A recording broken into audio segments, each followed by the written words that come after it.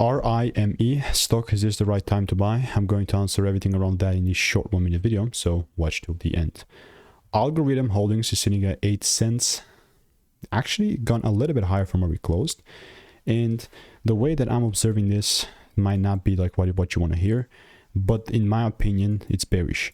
Only for now doesn't mean forever. I mean, I've done 33,000 videos and spent thousands of dollars on course mentorships, and it's not even like exaggeration when I say I've seen this happen thousands of times. You can see how much videos I've done. And I'm not even promising to you that this is exactly what's going to happen. There is no promises. This is gambling, man. Let's go. Obviously not. I mean, I've refined my strategy over 33,000 videos. And myself personally, I'm only going to kind of get involved as long as there's like a proper double break. But like, what about the bullish side? The bullish side for me is something, if it starts breaking above 16 cents, pretty much double the price now. So that's 100% up, you know. And if that happens, cool. But as of right now, that's my bias for me. So if you want to make more money trading in a simple and lean way, click the first link in the description. It's a free newsletter. Goodbye.